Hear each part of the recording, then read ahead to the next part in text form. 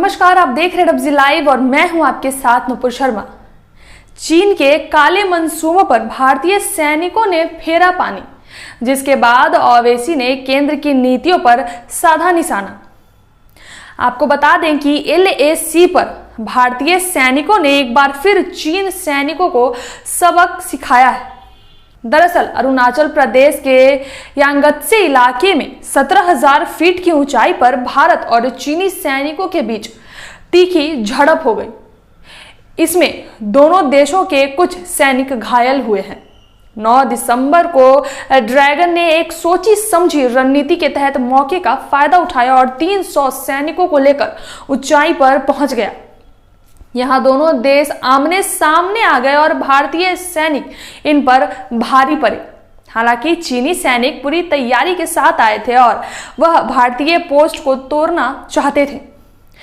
चीनी सैनिक तवांग में भारतीय पोस्ट को हटवाने के मंशा के साथ हाथों में कंटीले, लाठी और डंडे लेकर आए थे। भारतीय जवानों ने देखा तो तुरंत मोर्चा संभाला और भिड़ गए। भारतीय जवानों को भारी पड़ता देख चीनी सैनिक पीछे हटे। दरअसल चीनी सैनिकों को जरा भी अंदाजा नहीं था कि भारतीय सैनिक भी 17,000 फीट की ऊंचाई पर तैयारी के साथ मुस्तैदी से डटे हैं। घायलों में चीन के सैनिकों की संख्या ज्यादा है। सूत्रों ने बताया कि भारतीय कमांडर ने तवांग सेक्टर में LAC पर झड़प के बाद शांति बहाल करने के लिए चीनी समकक्ष के साथ फ्लैग बैठक की। जाहिर सी बात है कि सीमा पर हलचल हो और उससे राजनीति जगत में खलबली नहीं मचे, ऐसा कैसे हो सकता है। तो आपको बता दें कि इस घटना की जानकारी होते ही ओवैसी जमकर केंद्र सरकार पर बरसे। जी हां, AIMIM के चीफ असदुद्दीन ओवैसी ने कहा कि अरुणाचल प्रदेश से आ रही खबरें चिंताजनक है और अलार्मिंग है। उन्होंने कहा कि भारतीय और चीनी सैनिकों के बीच एक बड़ी झड़प हुई और सरकार ने देश को कई दिनों तक अंधेरे में रखा।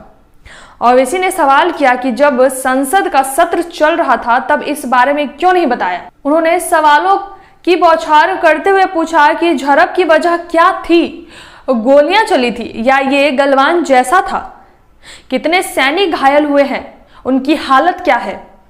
चीन को एक कड़ा संदेश भेजने के लिए संसद सैनिकों को अपना सार्वजनिक समर्थन क्यों नहीं दे सकती है। जी हां, ओवैसी ने कहा कि भारतीय सेना किसी भी वक्त चीन को मुंहतोड़ जवाब देने में सक्षम है, लेकिन PM मोदी का कमजोर राजनीतिक नेतृत्व भी चीन के खिलाफ इस अपमान का कारण बना है। इसके साथ ही उन्होंने कहा कि संसद में इस पर तत्काल चर्चा की जरूरत है।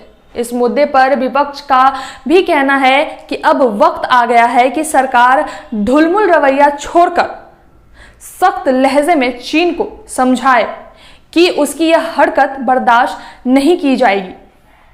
वहीं विपक्ष ने कहा कि भारतीय सेना के शौर्य पर हमें गर्व है, लेकिन सीमा पर चीन की हरकतें पूरी तरह से अस्वीकार्य है। विपक्ष के अनुसार मोदी सरकार केवल अपनी राजनीतिक छवि को बचाने के लिए इस मामले को दबाने में लगी है, जिससे चीन का दुस्साहस बढ़ता ही जा रहा है। इस तरह LAC पर चीन की हरकत पर जहां ओवैसी और अन्य विपक्षी पार्टियां मोदी सरकार के ढुलमुल रवैये पर हमला बोल रहे हैं, तो वहीं उन्होंने चीन पर भड़कते हुए भारतीय सेना के शौर्य पर गर्व जताया है। तो फिलहाल इस वीडियो में इतना ही। बने रहे हमारे चैनल डब्जी लाइव के साथ। धन्यवाद।